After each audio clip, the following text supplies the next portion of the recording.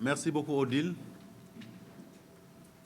Effectivement, je confirme et réitère mes propos que j'ai eu à tenir à l'occasion d'un échange avec des membres de la presse sénégalaise qui m'avaient interrogé justement par rapport à cette nécessité de se présenter. Et j'avais expliqué que pour trois raisons au moins, j'avais estimé que si le président Hamad était candidat, je ne le serais pas. La première, et qui me tient à cœur, c'est la loyauté. Et j'avais dit qu'on ne peut pas être dans une équipe, travailler avec son président, qu'il nous écoute, qu'il nous associe, qu'il ait fait un mandat, qu'il veuille se représenter et qu'on se mette en face de lui. La deuxième raison, je pense qu'elle tient aussi à l'intérêt général, c'est le souci d'une certaine stabilité. Je pense qu'on s'en est rendu compte. Ces 4 dernières années ont été très difficiles.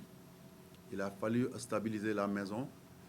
Aujourd'hui que la CAF est en train de revenir au calme, si le président qui est en place, avec l'équipe en place, peuvent continuer, ça permettrait quelque part vraiment de réaliser le vœu de tous les Africains, puisqu'en réalité, ce n'est pas forcément la personne qui dirige l'instance qui compte, c'est l'équipe qui est derrière elle et surtout le travail qui est fait à l'intérieur. Et c'est pour ça que j'estime que ce point-là était important. La troisième, à mon avis, et qui tient à la deuxième aussi, c'est la continuité. Il ne faut pas oublier que très souvent, on a reproché au président Hayatou sa durabilité à la tête de la CAF.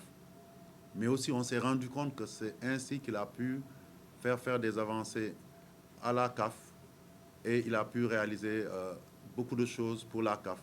Donc, j'estimais aussi que le président Hamad doit avoir cette chance-là, après avoir expérimenté un premier mandat, à la suite de 28 ans de magistère du président Hayatou, qu'on lui donne le temps de pouvoir déjà capitaliser ce qu'il a appris dans ce premier mandat et continuer à œuvrer pour le développement harmonieux donc du football africain, puisque, on le sait, le président Hamad est déjà dans l'histoire, parce que c'est avec lui que ce changement est intervenu.